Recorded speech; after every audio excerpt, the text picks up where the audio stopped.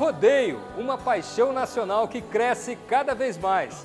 Nossa Senhora Aparecida, uma devoção que alcança os rodeios e os que praticam esse esporte.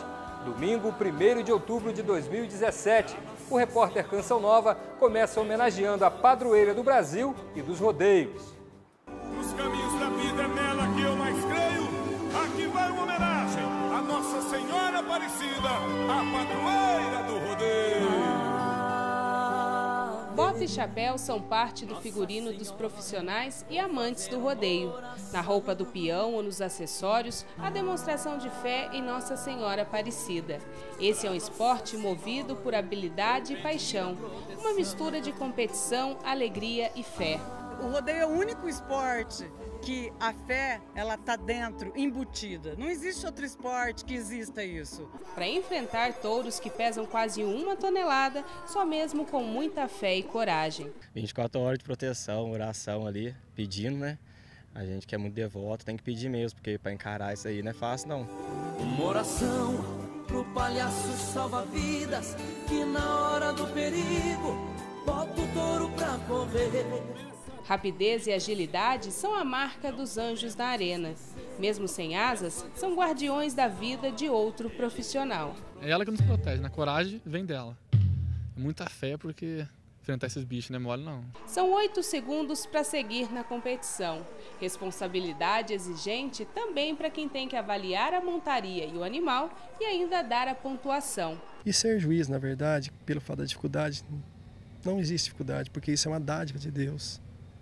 É Deus que capacita. Antes do torneio, cada um faz sua oração particular, o seu pedido, ali mesmo no brete, local que os peões ficam antes das montarias. Nossa Senhora estenda o seu manto, né, sobre essa arena, para que na queda de um peão, né, que possa cair nos braços dela. O rodeio é um esporte que nasceu nos trabalhos no campo. A fé do povo sertanejo foi parar na arena e ficou eternizada pela dupla Jean e Giovanni, que narra essa devoção na música Padroeira do Rodeio. Ave, Nossa Senhora, vou fazer uma oração. Ave, pra Nossa Senhora, vou pedir a proteção. Não se sabe ao certo como ou onde começou essa devoção. O fato é que Nossa Senhora Aparecida é considerada padroeira dos peões de rodeio. E aqui na arena, nada começa sem antes fazer uma oração. Mãe Senhora de Aparecida, a senhora passe seu manto sagrado neste pedaço de chão. Enquanto o locutor leva o público a rezar, o ícone da padroeira se acende na arena. A imagem passa por cada um dos que ali estão. Peões e salva-vidas se ajoelham, tiram o chapéu e fazem sua prece. O pedido, proteção. Aqui está ela, eu protejo e peço para ela não só me proteger, mas nós todos do rodeio.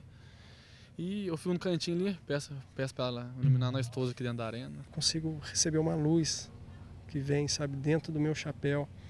E assim, às vezes eu me pego, mas de onde que vem essa luz, né? Às vezes está tudo apagado. Então, assim, a gente sabe que é Nossa Senhora que está tocando, os anjos do Senhor que estão ali fazendo a proteção, amparando, né? Porque, na verdade, é uma corrente de fé muito grande. A homenagem à Nossa Senhora é parte da organização do evento. A festa normalmente dura 4, 5 dias na cidade, mas para nós ela dura 30 dias. É bastante trabalhoso, bastante complicado, muita responsabilidade, né? E tem que torcer para que tudo dê certo, né? Muitos dos cantores que se apresentam nos rodeios são devotos de Aparecida. A gente crê muito, temos uma crença muito forte na Nossa Senhora.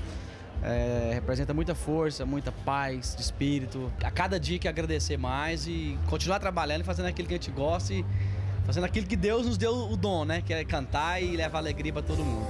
Nossa Senhora, abençoe esse rodeio, o peão e o tropeiro e a toda a comissão. Apesar do risco, o rodeio faz amigos. Coloca lado a lado profissionais e devotos de Nossa Senhora, a quem a proteção nunca falha. Que ninguém dava conta de tirar o bolso de mim. Ele ajoelhava, me pegava e ali eu só pedi para ela, né?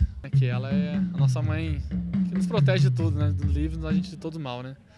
porque sem ela a gente não é nada, né? Eu tinha 17 anos, daí tava caminhando assim para, né, terminar os estudos e minha mãe falou para mim o que eu ia fazer depois dos 18 anos. E eu desenhei a imagem de Nossa Senhora no chão, conversei, sabe? E pedi, além da proteção, que ela me desse uma luz, se fosse para ela me abençoar na caminhada minha como peão mesmo, que ela me desse falasse comigo. Então eu pedi e ela atendeu. E graças a Deus eu ganhei campeão e estou até hoje. O peão e o salva-vida compartilham desde a infância a amizade e o gosto pela profissão. É um sonho de criança. Desde criança eu fui criado na fazenda vizinha. Nunca tentei ser outra coisa. Só aprendi e só sei fazer isso até hoje. Essa profissão eu vi quando eu tinha 8 anos de idade. Quando vi um cara aqui de piquete mesmo, tripa, eu vi aquilo eu fiquei apaixonado. Falei, não, eu quero ser igual aquele cara. Eu fui e foquei nisso. Eu não quis outra coisa na minha vida sem ser salva-vida de rodeio. Aqueles que vivem de bota e chapéu trazem no jeito simples um coração humilde e uma fé inabalável na Senhora Aparecida, padroeira do Brasil. No fim da festa, nas rimas da canção, pra Deus Nossa Senhora, vou pedir a proteção. Pra esse povo que está aqui no meio, só tem sorte no rodeio quem tem Deus no coração. Que devoção bonita é essa dos peões de Nossa Senhora, não é mesmo? E no Repórter Canção Nova de hoje tem mais reportagem da padroeira do Brasil. Em São Paulo, 2 mostras culturais relatam a história dos 300 anos de Nossa Senhora Aparecida. E o livro lançado pelo arcebispo de Aparecida, que fala de forma simples dessa devoção que começou em 1717. Vamos falar também do documento do Papa, que pede zelo com a educação católica. E a decisão do STF em manter as aulas de religião nas escolas públicas do Brasil. As alternativas de brinquedos para a garotada no Dia das Crianças. E o lançamento da campanha da Caritas para acolher migrantes e refugiados. Os novos rumos que a reforma trabalhista terá para os brasileiros. O Repórter Canção Nova segue em frente. A história de Nossa Senhora Aparecida, da pesca milagrosa à construção do Santuário Nacional, contada em 2 exposições em São Paulo. Confira. O Museu de Arte Sacra de São Paulo abriu as portas para homenagear a padroeira do Brasil. A mostra 300 anos de devoção popular traz peças em louça, madeira, gesso, barro, ferro e outros materiais que nas mãos de artistas consagrados ou anônimos viraram relíquias que ajudam a promover a fé. A exposição foi aberta pelo cardeal Odilo Scherer, arcebispo de São Paulo. Um pouco da história, da devoção, enfim, Nossa Senhora Aparecida está no coração do povo brasileiro. Eu acho que esta mostra que está aqui no Museu de Arte Sacra está muito bem-vinda para ilustrar este ano dedicado a Nossa Senhora Aparecida. Por trás de cada elemento utilizado, a devoção ganha formas, cores e tamanhos. Em tudo está a presença da Virgem Maria. A exposição reúne 150 peças, a maioria vinda do acervo do Santuário Nacional de Aparecida. Muitas delas jamais foram expostas à população. Essas daqui, por exemplo, são peças produzidas por artesãos de várias partes do país. E é exatamente esse o foco da exposição, mostrar essa verdadeira manifestação de fé através da arte. É um resumo das mais variadas formas de expressão dos devotos de Nossa Senhora. O artista que está exposto aqui, ele é, na sua maioria, o artista anônimo, popular, devoto da Nossa Senhora Aparecida, que faz a sua imagem e a semelhança da imagem com o manto, com a coroa, e leva como oferenda a Nossa Senhora Aparecida. Obras de artistas consagrados também fazem parte da exposição. Entre elas, as peças do Frei Agostinho de Jesus, a quem é atribuída a confecção da imagem encontrada no Rio Paraíba do Sul pelos pescadores. Alguns críticos acham que é do Frei Agostinho, outros acham que não, mas sem dúvida nenhuma é de um artista que recebeu a influência do Frei Agostinho de Jesus. Quem viu as peças pela primeira vez ficou encantado com tanta riqueza cultural. Imagens que eu nunca tinha visto, então é muito importante mostrar isso para o público, né? Outra exposição aberta numa estação de metrô da capital, 16 painéis fotográficos contam a história do Santuário Nacional de Aparecida, da construção até os dias atuais. 300 anos de devoção traduzidos em fotos ou em obras de arte. Transmite a continuidade da fé. Eu acho que é o que está faltando nesse planeta. Um momento muito especial para todos nós, dos valores que representa, da fé, da cultura do povo brasileiro, dos valores do povo brasileiro, tão bem e claramente representados pela devoção à Nossa Senhora Aparecida. Em clima de celebração, ao final da cerimônia, Dom Odílio foi surpreendido com bolo pelos seus 68 anos de vida. Os 300 anos do encontro da imagem da padroeira do Brasil inspiraram o arcebispo de Aparecida a lançar um livro com a mensagem de Nossa Senhora. A fé em Nossa Senhora Aparecida é demonstrada de muitas formas. O aposentado percorreu 422 quilômetros a pé. Depois de 14 dias, chegou à casa da mãe dos brasileiros. A pé nós conseguimos mais assim fazer a contemplação, o tempo maior de meditação. O caminho a pé você consegue absorver muito mais aquilo que realmente ele vai nos colocando na nossa vida, no nosso dia a dia. Os paraguaios vieram conhecer e fazer um pedido especial. São 22 horas de ônibus, eu vim fazer um pedido para ela, que eu tenho muita fé em Deus, né, e na Nossa Senhora Aparecida. E eu vim pedir para ela, para mim poder passar na faculdade. Eu vim cá porque... Eu vim aqui porque creio muito nela, que me fez muitos milagres. É uma experiência única. É uma experiência única. Foi observando essas demonstrações de fé dos romeiros aqui no Santuário Nacional que nasceu o livro Aparecida e Sua Mensagem, escrito pelo arcebispo local, Dom Orlando Brandes. Não é assim um livro de história, como eu digo na introdução, é para os romeiros, para as pessoas mais simples, descobrirem ainda mais a mensagem que está nessa imagem que tanto cativa. O livro, de 183 páginas, é dividido em 3 partes. Primeiro, uma reflexão a partir da imagem. Há na própria imagem uns 10 pontos que são mensagem. Por exemplo, a imagem pescada nas águas, a imagem quebrada, a imagem pequenina, a imagem preta. Na sequência, a mística do local do encontro e, por fim, a mensagem para a igreja a partir do documento de Aparecida, fruto da 5ª Conferência Geral do Episcopado da América Latina e do Caribe. Tentei assim popularizar, simplificar e, com isso, fazer com que o documento também seja mais conhecido pelo nosso povão, como a gente diz. Natural de Urubici, Santa Catarina, Dom Orlando Brandes assumiu a Arquidiocese de Aparecida em janeiro desse ano, em que se celebra os 300 anos do encontro da imagem. Vamos dar o presente de a gente ser como Maria, por exemplo, rezar como Maria, ler e viver as Escrituras como Maria, estar ajudando a família como Maria em Caná da Galileia. Da pequenina imagem Aparecida das Águas, o povo reconhece a Mãe de Deus, a Nossa Senhora do Brasil. O Papa Francisco pediu que as escolas ofereçam um ensino mais humanizado. A orientação foi dada através de um documento publicado pelo Vaticano. O documento foi escrito a partir da encíclica de Paulo VI, Populorum Progressio, que completa 50 anos de sua publicação. Este ano, cerca de 3.000 representantes do mundo educativo católico se reuniram para discutir os caminhos da formação cristã e elaborar este documento orientativo a partir da mensagem deixada por Paulo VI em sua encíclica, mas também a partir dos pedidos e direcionamentos atuais dados pelo Papa Francisco. Educare cristianamente não é soltanto fare uma catequese. Uma escola que integre as pessoas, que alcance os mais necessitados, que seja aberta ao diálogo e à promoção humana em todas as suas dimensões. Desafios que se atualizam e que ganham mais força a partir deste novo documento. Educar a um humanismo solidário para construir uma civilização do amor. A educação católica se coloca a serviço de cada pessoa para ajudar no seu desenvolvimento integral. Não deseja impor nada, mas propor ideais, mas, sobretudo, se coloca ao lado das pessoas para as acompanhar no próprio desenvolvimento. As escolas católicas estão presentes em todos os continentes, inclusive naquelas regiões de minoria cristã. São cerca de 216.000 instituições, com mais de 60 milhões de estudantes.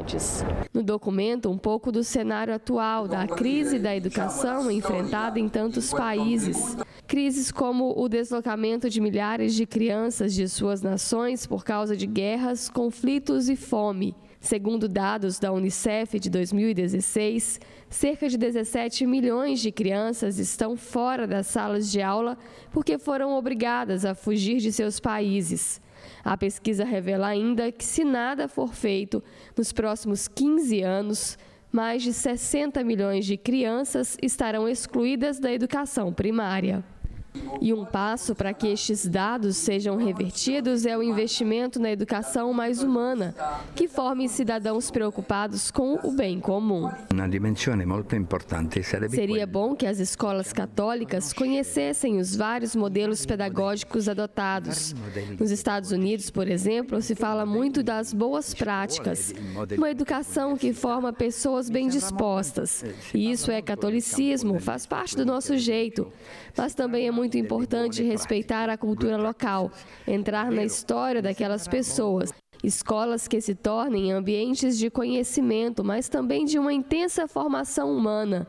O cardeal Versaldi explicou que dentro das escolas católicas não se faz proselitismo, mas também não se nega a identidade de fé e valores católicos. São locais propícios para se formar de fato homens e mulheres interessados em colocar a vida, a profissão a serviço dos outros. Mas são lugares também onde a evangelização pode acontecer de maneira criativa. Posso dizer que tanto a identidade das escolas quanto a pastoral não se realiza apenas na capela da faculdade ou no momento de oração. Se vive no todo, na vida universitária, no diálogo com as diversas culturas, no testemunho de fé. L'identità católica.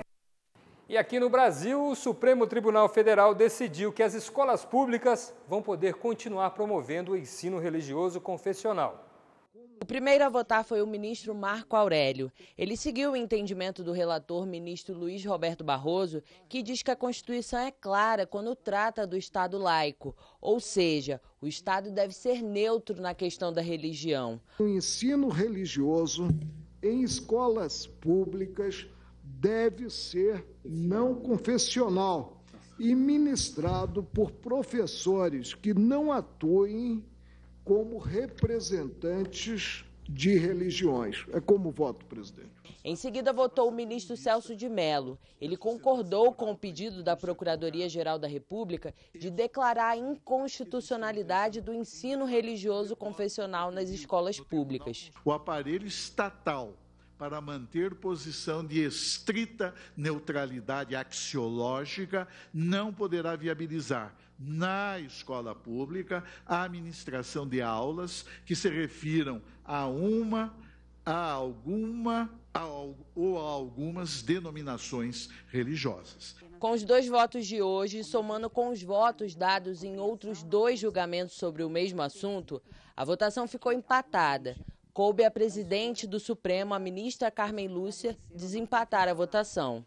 Não vejo submissão do Estado à religião qualquer uma nas normas questionadas, uma vez que a oferta de ensino religioso está previsto no parágrafo 1º do artigo 210 e a oferta é condicionada a uma facultatividade. Estou votando pela improcedência da ação.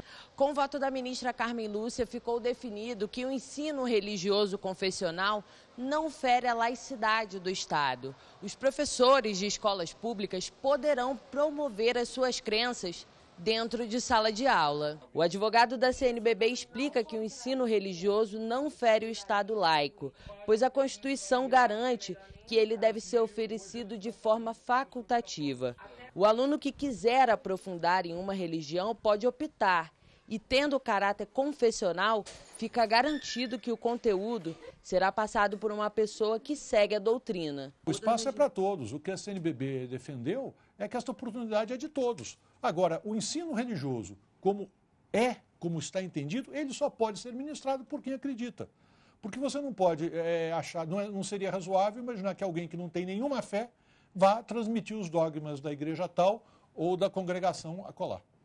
Você confere no próximo bloco o lançamento da campanha Caritas para acolher migrantes e refugiados e os novos rumos que a reforma trabalhista vai trazer para o brasileiro. Os detalhes logo após o intervalo. Até já!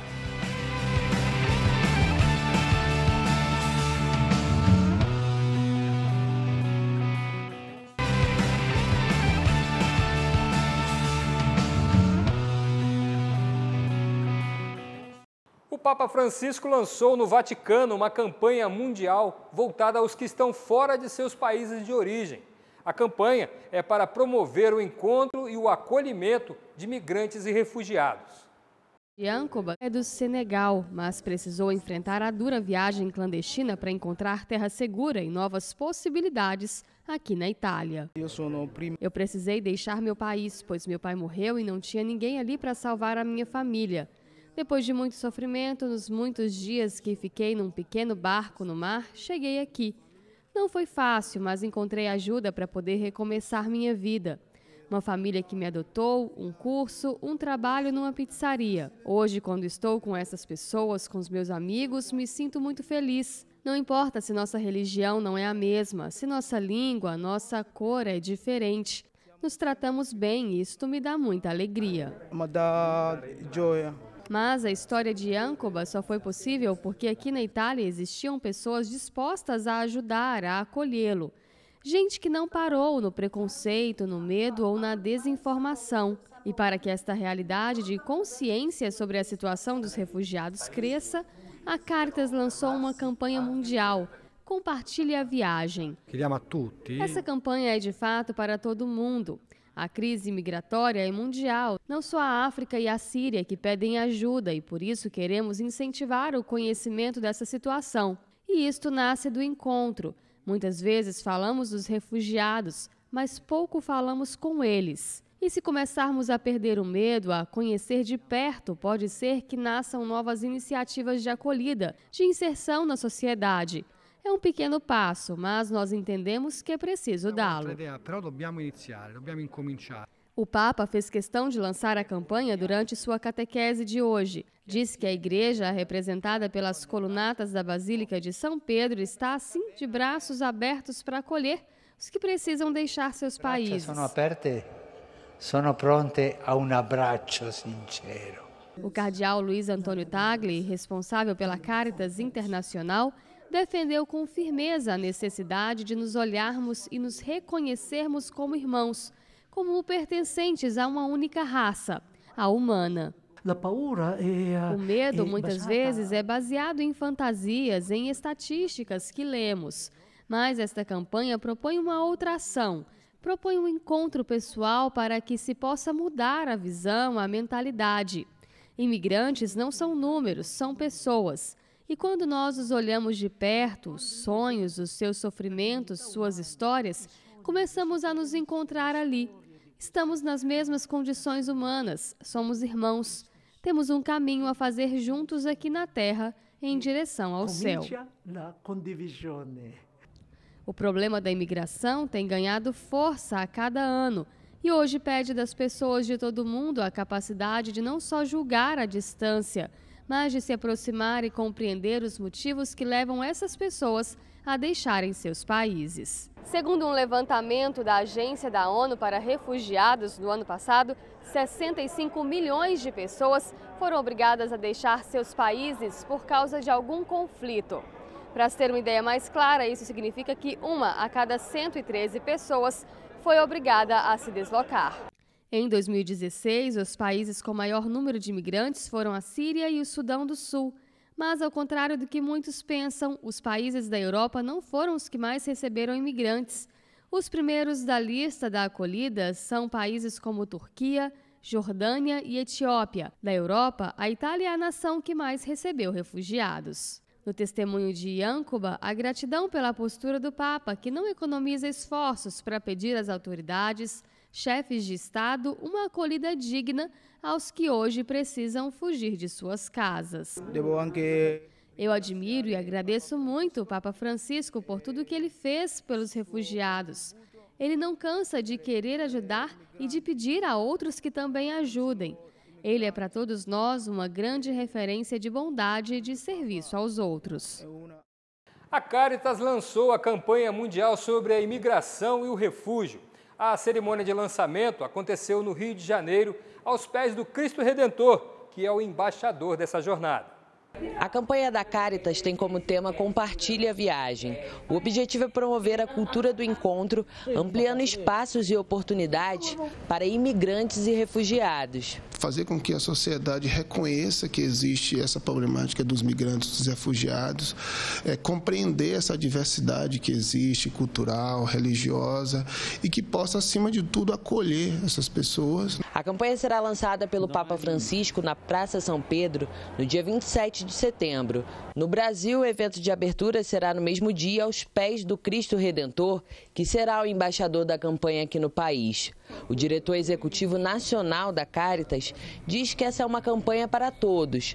Qualquer pessoa pode participar ativamente e ajudar a acolher as pessoas em situação de imigração. Todas as pessoas podem participar das redes sociais. A gente tem pedido, inclusive, que as pessoas tirem fotos de braços abertos, façam a gravação, enviem para o nosso site, para as redes sociais e construam essa rede de acolhimento, que é o objetivo da nossa campanha. Segundo um levantamento do Alto Comissariado das Nações Unidas para Refugiados, só no primeiro semestre do ano passado, mais de 3 milhões de pessoas tiveram que deixar as suas casas por conta de perseguições e conflitos.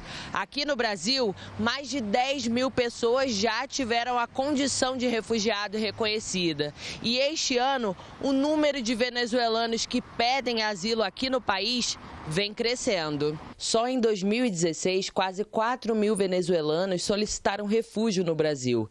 Segundo o secretário-geral da CNBB, a Diocese de Roraima está desempenhando um papel fundamental nessa acolhida. Dom Leonardo ainda lembra que todos precisam voltar os olhos aos refugiados, para que eles consigam reconstruir suas vidas. E essa acolhida que nós precisamos dar, para que as pessoas saibam que existem irmãos.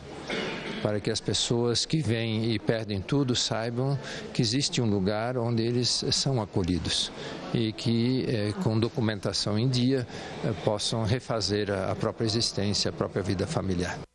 Está procurando emprego? Então fique atento, porque a seleção para o serviço temporário já começou. Esse ano, as oportunidades são maiores. O ano vai caminhando para o fim e elas começam a aparecer.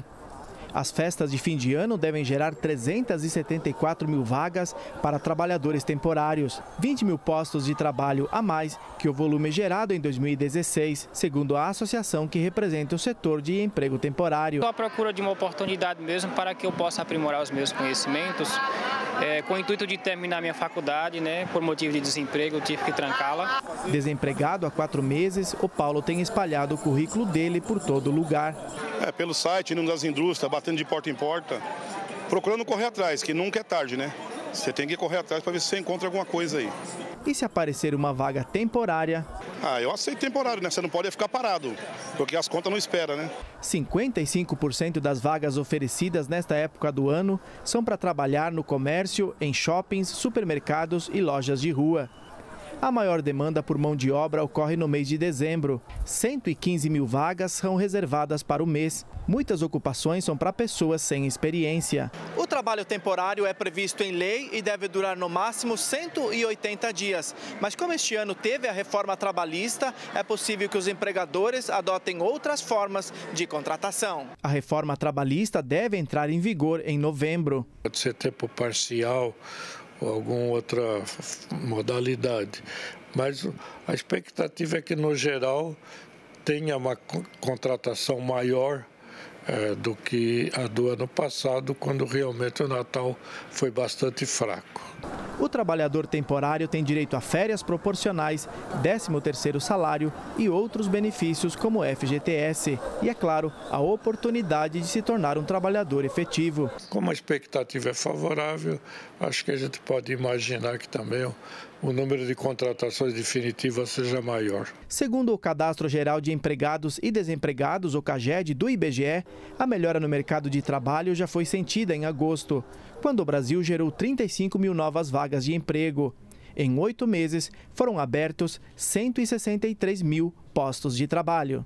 A partir de novembro, a nova legislação trabalhista aprovada pelo Congresso vai estar valendo. Entre as novidades está a criação do contrato de trabalho intermitente. Os trabalhos intermitentes são, na verdade, os conhecidos bicos ou freelas, que com a nova legislação trabalhista passam a ser formalizados entre patrões e empregados por meio do contrato de trabalho intermitente, que garante direitos e salários proporcionais aos dias e horas trabalhados. Então, esse contrato é caracterizado por períodos de atividade e por períodos de inatividade do empregado. Então, ele pode trabalhar, como ele também pode ou não trabalhar em determinados períodos. Alguns setores da economia, em especial, devem se beneficiar com essa mudança. Principalmente o setor do turismo, porque tem datas específicas, existem feriados, eventos na cidade, Natal, Réveillon, onde precisa desse trabalhador atuar 3 dias, enfim, finalizou esse período, não há mais a necessidade. No contrato de trabalho intermitente, o empregador deve informar no mínimo com 3 dias de antecedência ao empregado que precisará de seus serviços. Se o empregado não responder, significa que ele não quer ir. Agora, se o empregado responder que vai comparecer no trabalho e não comparecer, ele vai ser multado no valor de 50% do valor que ele ganharia caso ele tivesse comparecido. A mesma regra vale para o empregador. A principal justificativa do governo para a aprovação desse novo tipo de contrato de trabalho é que ele vai diminuir a informalidade, o que não é um consenso entre especialistas. Acaba que regulamentando, formalizando, a probabilidade da empresa contratar mais, né, ela vai estar mais segura, vai ser maior essa probabilidade. O empregado não sabe se ele terá um trabalho, não sabe que remuneração ele vai ganhar.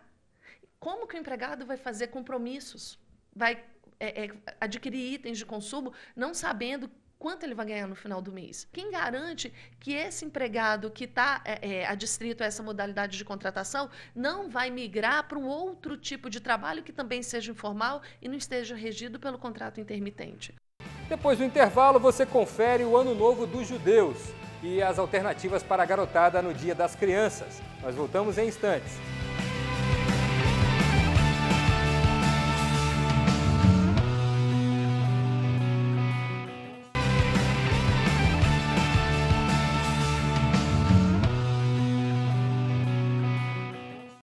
A gente volta para o último bloco do Repórter Canção Nova com uma curiosidade.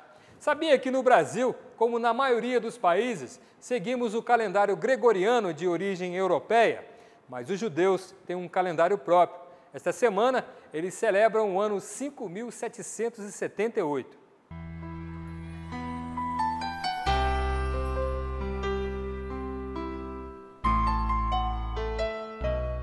Os judeus deram adeus ao Ano Velho dia 22 de setembro e celebraram o Rosh Hashanah. No Rosh Hashanah, vivemos 2 dias de oração e reflexão de nossas culpas e faltas cometidas no último ano. No calendário hebraico, os judeus estão no ano 5778. 5.778 anos desde que o mundo foi criado de acordo com a nossa tradição. Todos os anos acontece essa renovação. Não é um número científico, mas é uma tradição judaica. Não se trata de uma contagem exata. A parte mais importante é que todos os anos, a partir do Rosh Hashanah, vivemos 10 dias de penitência para recordar nossa identidade, rezar e estudar. É um grande dia em Israel e em todo o mundo, dia em que os judeus vão à sinagoga em grande número. São os 10 dias que a gente tem que se concentrar em fazer coisas boas, em pensamentos bons, o que a gente fez durante todo o ano que passou, e procurar, sim, conosco, o caminho de um melhor, algo melhor para a vida, e durante esses 10 dias, digamos, somos julgados por Deus. E na celebração do Rosh Hashanah são mantidas diversas tradições, inclusive na alimentação. Normalmente existe uma ordem de alimentos que comem durante a noite e fazem uma reza, uma bênção para cada alimento que é comido nessa noite. De preferência também comemos coisas doces, para que o ano novo seja doce. E antes que o ano termine, são recolhidos os bilhetinhos com pedidos de oração deixados no muro ocidental, local mais sagrado para o mundo judaico. Todos os anos, antes do Ano Novo Judaico e antes da Páscoa, recolhemos esses papéis. Nos certificamos que estejam fechados e os enterramos com escrituras sagradas. Isso assinala o fim dos problemas do ano passado e o início das bênçãos do próximo ano. Rezaremos aqui para que Deus ouça as orações e os desejos de todos aqueles que colocam suas intenções aqui, para que se cumpram os seus pedidos. E se aproxima outra data muito importante para o calendário dos judeus. É o Yom Kippur, ou o Dia do Perdão, vivido por eles com 24 horas de jejum e intensas orações. Na manhã do Yom Kippur, vivemos a festa dos eleitos e o propósito dessa festa é abrir nosso coração e nossa mente aos pobres, famintos e necessitados. A festa não termina em nós mesmos e isso nos ajuda neste tempo de penitência.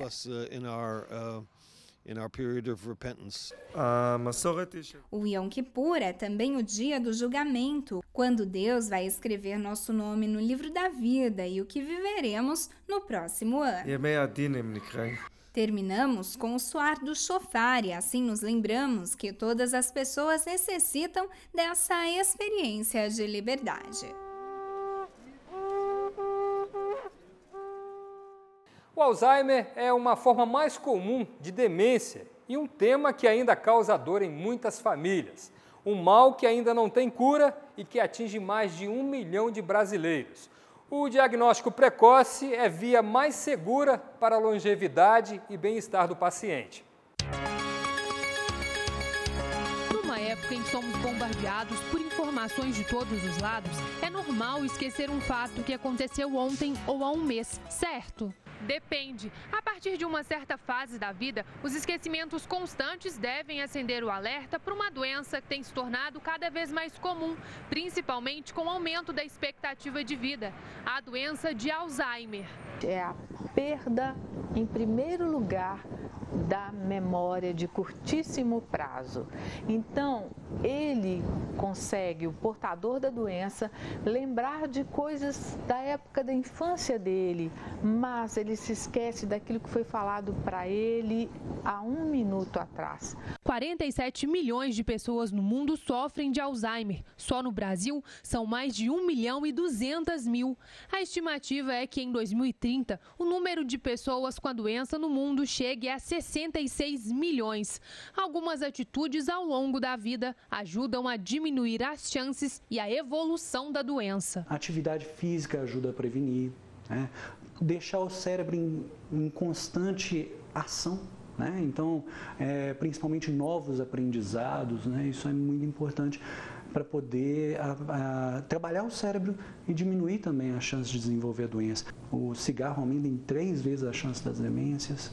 Alzheimer ainda não tem cura, mas o diagnóstico e o tratamento precoce aumentam a expectativa de vida do paciente. Há 10 anos, a doença deixou de ser uma questão de consultório e se tornou uma questão de família para Soraya. A minha mãe tem Alzheimer, então por isso eu posso dar a ela todo o atendimento, toda a medicação, porque se eu deixasse sem o tratamento, eu já não a teria comigo, com toda certeza. Com sua evolução, o Alzheimer se torna mais difícil para a família do que para o próprio paciente. A busca por grupos de apoio pode ajudar nessa hora. Os familiares saberem que eles não estão sozinhos, né, nesse cuidado. Tem outros pacientes com esses problemas, tem outros familiares que passam ou já passaram por esses problemas e que podem, né, dar dicas de como lidar com problemas que aquela família está enfrentando ou que pode vir no futuro a enfrentar.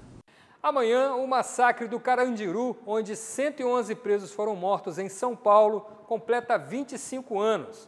Até agora, só o comandante da operação foi condenado pela Justiça. E até hoje, a violência e a superlotação continuam nos presídios do Brasil. O ano era 1992. 320 policiais armados invadem a penitenciária do Carandiru, zona norte de São Paulo, para conter uma rebelião promovida por uma ala da detenção. A PM disse que os presos prepararam uma emboscada. A tropa de choque reagiu, deixando 111 presos mortos. A casa de detenção chegou a ter 7.200 presos, quando a capacidade era para 3.500. A comissão que apurou o caso concluiu que 80% dos presos ainda não tinham sido julgados. O Carandiru foi demolido em 2002. 25 anos depois do massacre do Carandiru, dos mais de 300 policiais envolvidos na operação, somente 76 foram acusados e respondem a processos na justiça. Em apenas um caso, o comandante da operação é que recebeu a sentença e foi condenado. É um quadro muito triste, para não dizer muito trágico, né? Porque hoje nós temos a iminência, e vem acontecendo várias situações que mostram isso, de explodirem vários carandirus. As mortes sob custódia, provocadas por ações letais da polícia, são muito grandes nas prisões, nas ações, né? Décadas depois do episódio do Carandiru, o sistema carcerário continua tendo problemas com violência e superlotação. Hoje, 660 mil pessoas estão atrás das grades. A pastoral carcerária chama a atenção para o custo do sistema prisional.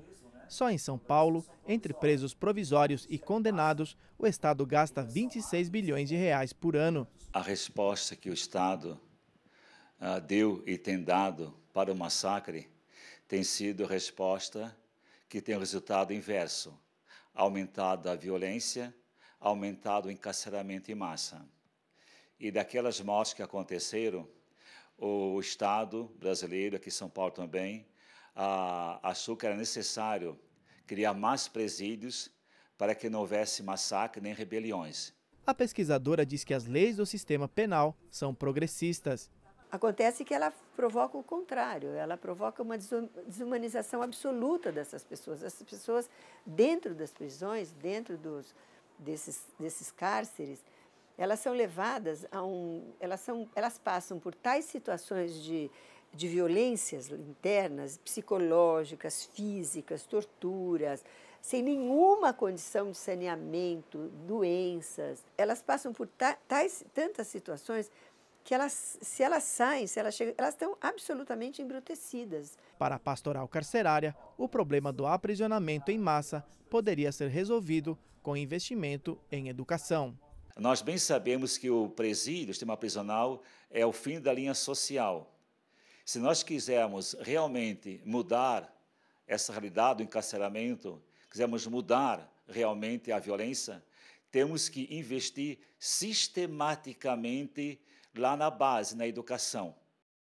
O Dia das Crianças já movimenta o comércio e os brinquedos educativos ganham mais espaço na preferência dos pais e dos avós.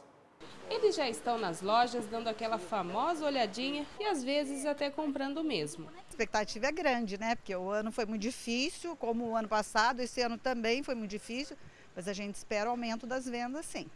Com os primeiros sinais de reação na economia, a Abrinq, Associação Brasileira dos Fabricantes de Brinquedos, espera um aumento de 10% nas vendas. Só para esse Dia das Crianças, mais de 1.000 novos brinquedos estão chegando às lojas. Tem aqueles que estão na televisão, que a criançada pede, e brinquedos tipo Velotrol, sai muito, a criançada curte bastante, e nós temos os jogos também de tabuleiro. Mas parece que os presentes educativos estão caindo na preferência. Estimula mais a criança e tira um pouco do tablet, né? E do celular. Uma coisa que aos poucos está se perdendo, eu acho que faz falta para a infância, né? Coisa que ela possa manusear, né? Que não fique só no olhar, que ela possa interagir com o brinquedo. As brincadeiras ajudam na aprendizagem e no desenvolvimento da criança. Os benefícios são muitos, entre os quais nós podemos citar a questão, né, da coordenação motora, da divergência que ele vai perceber nas cores, a denominação de determinadas formas geométricas. Essa loja especializada em brinquedos educativos viu a procura aumentar nos últimos 5 anos. Os brinquedos eles são classificados em pedagógicos e educativos. Os pedagógicos são aqueles que contribuem de qualquer forma para o desenvolvimento da criança, uma boneca, uma bola, um fantoche. E os educativos são os que têm conteúdo escolar, então um dominó de fração, uma memória de adição, de subtração, multiplicação. Então, na verdade, tem um equilíbrio, vai depender muito do que o pai, o educador, quer trabalhar na criança. A dica é ficar atento ao selo do Inmetro e à classificação da idade. Assim, diversão e aprendizado ficam sempre juntos. A criança gosta de brincar, nós sabemos disso, precisa e deve brincar. E nada melhor do que fazermos parte desses momentos tão frutíferos aí para uma vida adulta saudável. A vovó, que não dispensa os momentos com os netos, já foi escolher o presente e não teve dúvida. Os avós adoram entrar na brincadeira. A evangelização infantil é uma missão que a igreja desempenha com dedicação, pensando nas futuras gerações. Com a proximidade do Dia das Crianças, a Canção Nova tem uma promoção que vai fazer a alegria da garotada. A Canção Nova é um grande celeiro de evangelização. Quem ensina é o fundador da obra, Monsenhor Jonas Abib. A instituição oferece produtos de evangelização que contribuem com a missão de educar e formar homens novos para um mundo novo.